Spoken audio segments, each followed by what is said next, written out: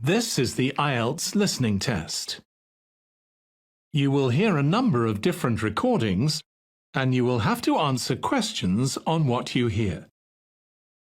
There will be time for you to read the instructions and questions, and you will have a chance to check your work. All the recordings will be played once only.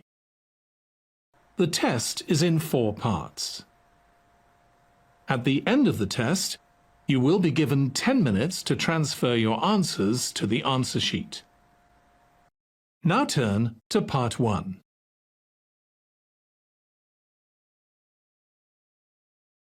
Part 1. You will hear the manager of an electronic goods store giving instructions to her new assistant. First, you have some time to look at questions 1 to 3 on page 2.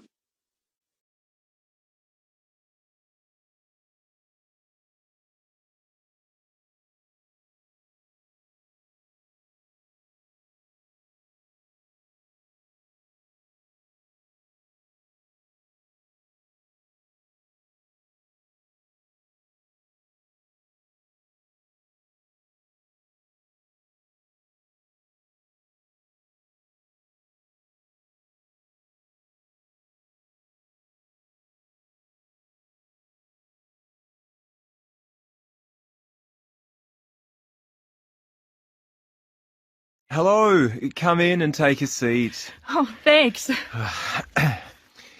Good. And how can I help you?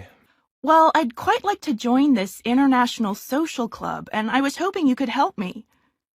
Yes, no problem. Let me just get the form up on my screen and I'll fill in your details. Let's see. Yes, here we are. Okay, the first thing we need is your name. Jenny Fu. That's F-O-O. Okay, great. And can you tell me how old you are, Jenny? I'm 21. Great. And how long have you been here in Australia, by the way? I arrived just last month, 2 weeks before the start of the academic year, just to sort things out and settle in a bit. Good idea. Where are you from originally? I'm from Kuala Lumpur. That's where I was born and brought up. So you're Malaysian, are you? That's right. Though I lived in the United States for a couple of years when I was a teenager. We went there for my father's job. Right. And can you tell me your current address, please? Sure. Just at the moment, I'm lodging with a family at 13 Anglesey Road in Bondi. Okay, let me just type that in. 13. How do you spell Anglesey, by the way? It's spelled Anglesea. Thanks. That's quite a long way from the city centre, isn't it? Is it a problem getting into the city centre? Not really, because the buses are good and it's a nice, quiet area to live in. That's true. So I guess you must have a cell phone number you can give me so we can keep you informed of events and so on. Yes. Let me just have a look. It's a new one, so I haven't learned the number yet. Here it is. It's 040-422-9160. 4229160. Okay, good. And you like the family you're living with? Sure. They've got a little boy who is quite noisy, but he's really no trouble. Fine. Now, let's see, what's next? Yep. Can you tell me what you do? I mean, are you working or studying? Well, at the moment, I'm doing a temporary job with a company here in Sydney.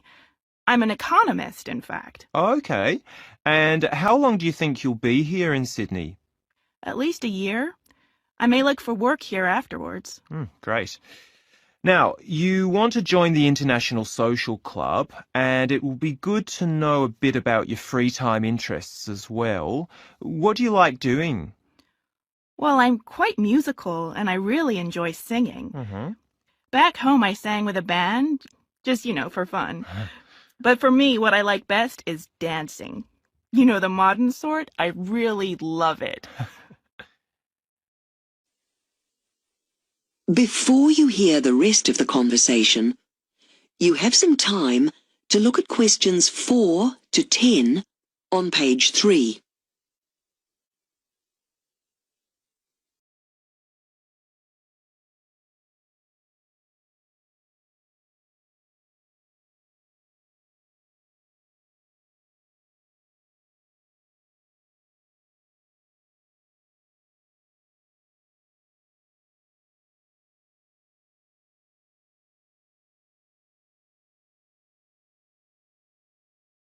So, how are you getting on here?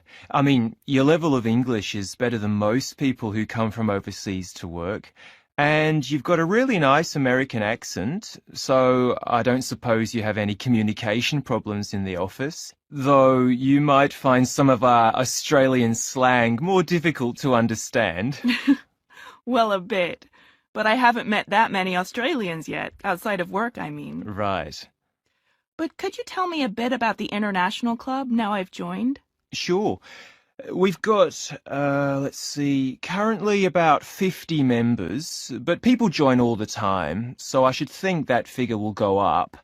Last year, we had 30 members, and the year before, just 18, so we're growing and getting better known. I reckon that at this rate, next year we'll have about 80. And does the club hold regular meetings? Yes, every second Thursday evening, in fact, so a couple of times a month. Though, of course, when you start making friends, you'll be getting together with them more often than that, I guess. The next meeting will be next Thursday, if I'm not mistaken. Yes, that's right. And what happens when the club meets? I mean, what sort of things are organized? The usual thing is for one of the members to give a little presentation about where they're from, their customs and so on. But from time to time they do other things, outings to places around Sydney, or meeting up to eat together in a restaurant, or go to a concert together, or something like that. Okay, that sounds fun. And the members aren't just people from other countries, non-Australians, are they? No, not at all. The main point of the club is to give people like you the chance to mix in more with people from this country, people of all ages. You'll find us very friendly.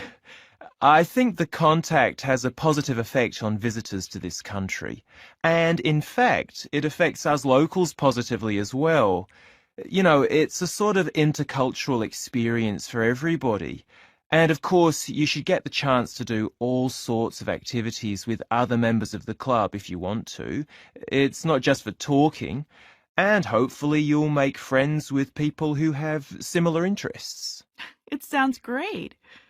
I'm really looking forward to the first meeting.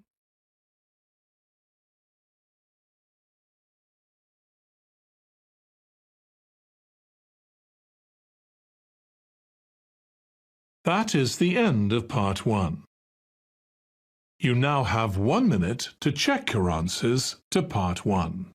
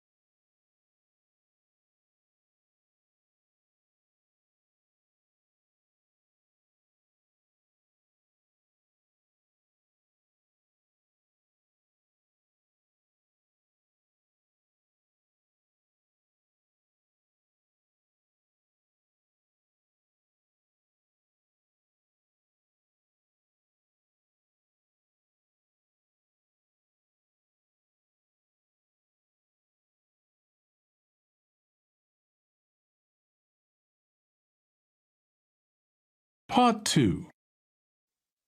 You will hear the leader of a college camping club talking to members about a cycling holiday that they are going to have together.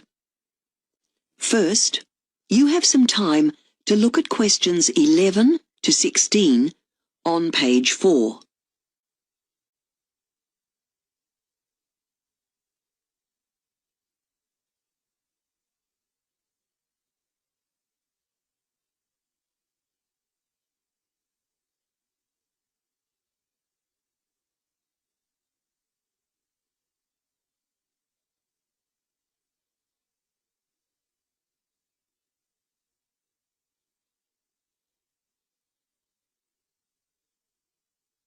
Now listen carefully and answer questions 11 to 16.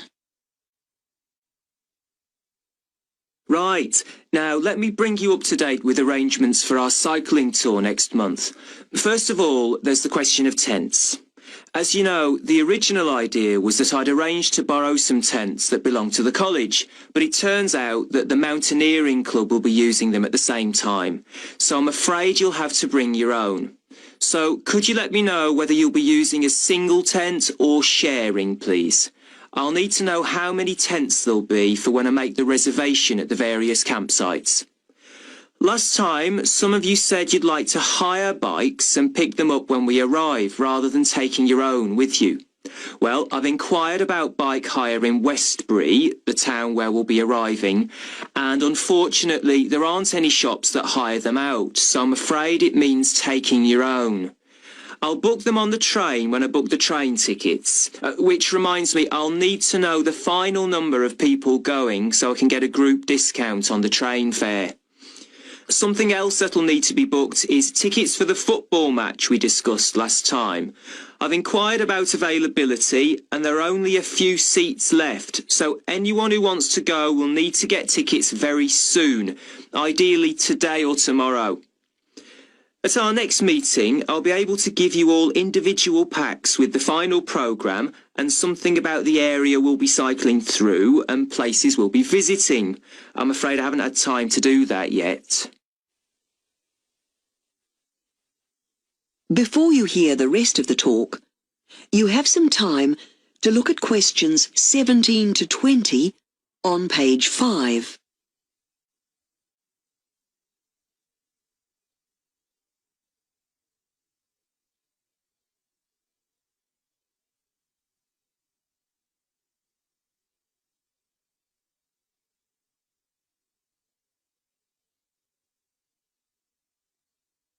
Now listen and answer questions 17 to 20. Now I'll tell you briefly about some of the attractions in the places we'll be staying at. As I said, we'll be taking the train to Westbury, which has one or two very good restaurants.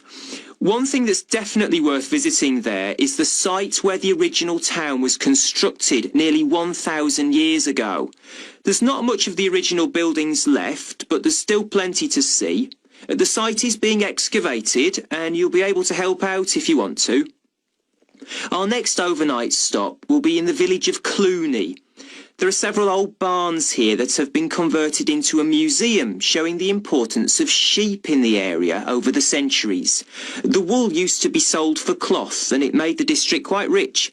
There are plenty of photographs showing how agricultural workers used to live too. From there we'll go on to Penally. Penally is famous for its Museum of Village Life, but that's being refurbished at the moment and isn't likely to reopen by the time we go there. But there's an open-air farmers market every day, selling fruits, vegetables, cheese and meat, all grown or processed within a few miles of the town and sold by the farmers themselves. It's definitely worth a visit. In Farlow, which is one of the oldest towns in the area, there's a museum that shows how horses used to be the most common way of travelling around and how they were gradually replaced by steam trains and later, of course, diesel and electric trains, buses, cars and bicycles. Right, now I'll pass round this sheet of paper.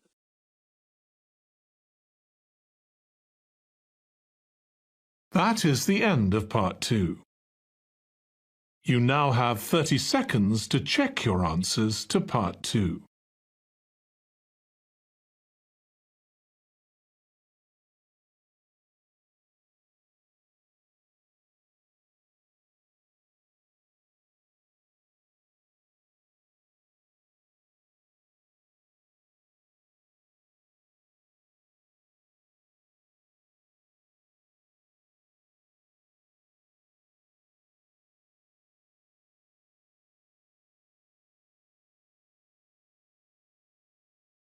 Part 3. You will hear a conversation between a female student called Karen and her course tutor. First, You have some time to look at questions 21 to 27 on page 5.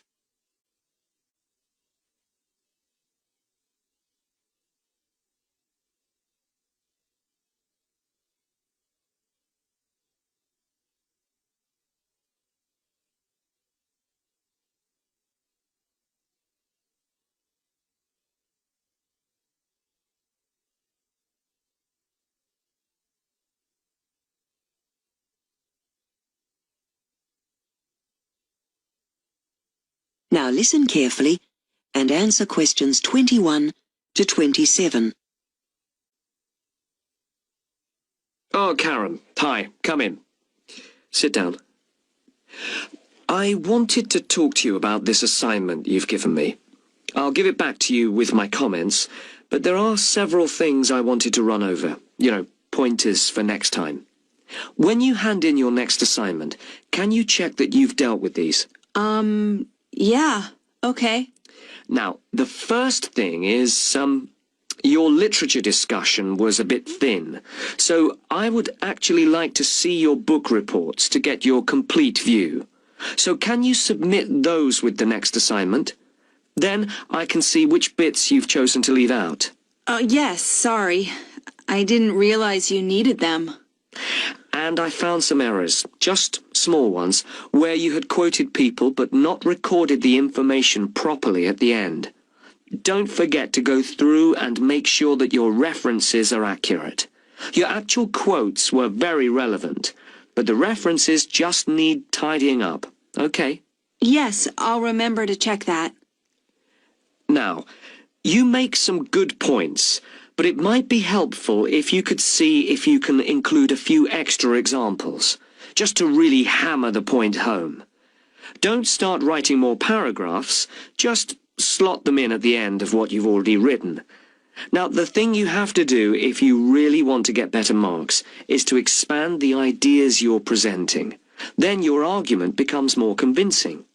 Okay, fine. Can I talk to you about this presentation I've got to do? Yes, of course. Am I doing it next term? I can't remember what we said. Well, the thing is, Marco couldn't do it, so you agreed to do it at the next seminar, didn't you? So how can I help? Well, I was wondering, what do you consider to be the core part of the presentation?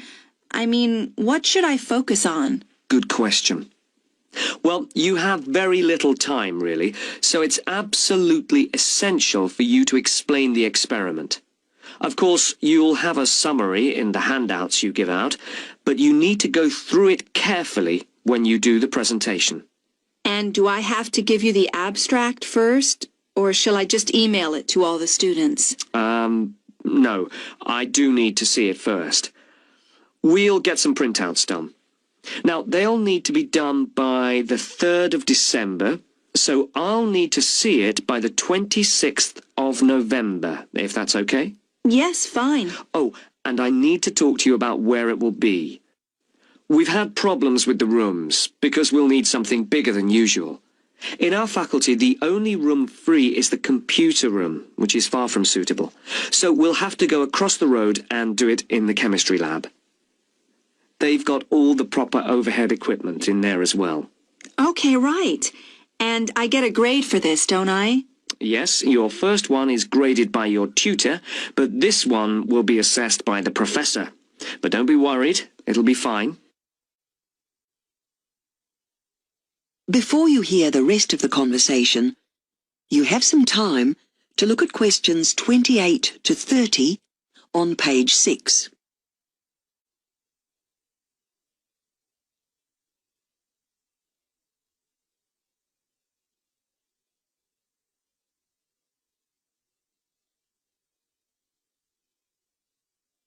Now, listen and answer questions 28 to 30.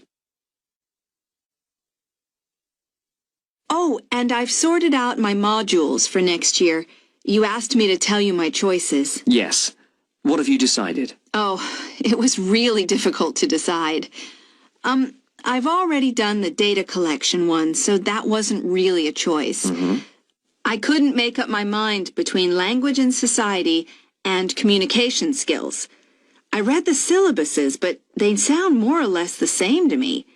Anyway, I went for communication skills in the end because I know the lecturer. Actually, social interaction seems to cover much the same ground, so I didn't bother with that either. I thought discourse analysis looked really interesting, and in fact, they cover a little bit of research methodology in it, so I thought I'd do that rather than the full methodology course. Kill two birds with one stone, as it were. And then I fancied something completely different, so I thought psycholinguistics would be interesting. Unless you think it'll be more worthwhile for me to do the phonology course? No, I think you've made sensible choices. I'm glad you're organized. Okay, let's meet again in a couple of weeks to see how you're getting on. Okay, thank you. See you then.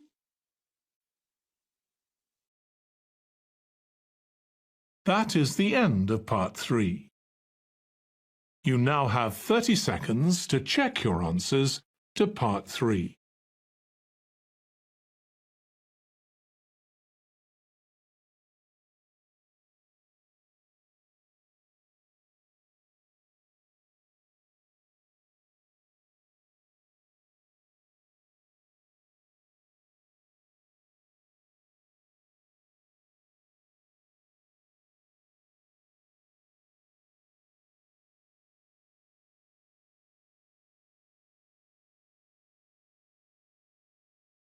Part 4.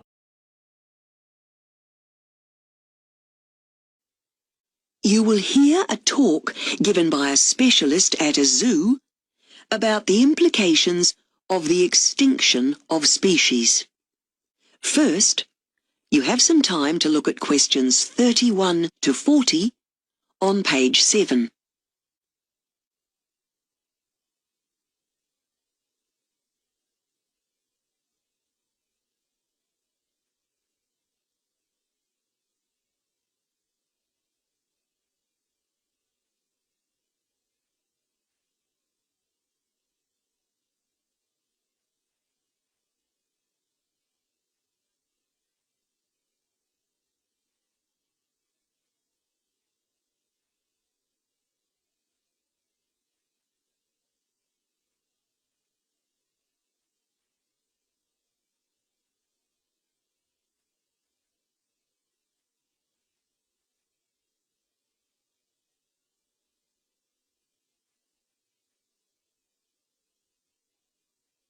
Now listen carefully and answer questions 31 to 40.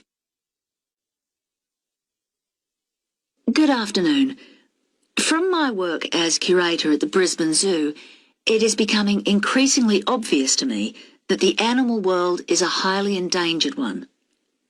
It sometimes seems as though a new species is added to the endangered list every day, and a great deal of this is due to human activity. You may have read about the orange-bellied parrot colonies in South Australia. These are under threat from wind farms. So even our attempts to save energy can have a negative impact. A further example is provided by the expansion of our cities. Here in Australia, many species of frog are losing their habitat as a direct result of this urban development. What's more, thanks to the increasing use of pesticides, fewer insects are surviving. Many species depend upon these as a food source, birds in particular, and so their numbers are declining as well. So, even in rural areas, we are having a damaging effect on species. In fact, when our farmers choose to grow large amounts of one staple crop each year, corn is a perfect example, this often results in the greater need for chemicals and fertilisers, which has a devastating effect on local wildlife. Clearly, something needs to be done about this. However, very little can be achieved without full public support, and our general attitude is not always a positive one. Of course, it is easy to get people interested in animals such as the panda. Thanks to the attention it is given in the media, people are very aware of its plight and so are willing to give a great deal of support. However, it is not so easy to attract sympathy for those essential smaller species, such as insects. They may seem insignificant, but these tiny creatures have an enormous effect on our ecosystem. And it isn't only size that is a problem when it comes to our attitude towards animals. There are certain animals that we would prefer to simply ignore for various reasons. Firstly, we might do this because of fear. That is the normal reaction when people see a shark or a snake, for example. Another reason might be that we believe that certain animals are rivals when it comes to food. Locusts and even mice could come into this category. Then there are animals that we view with disgust because of how they look or feel. The many different parasites, for example.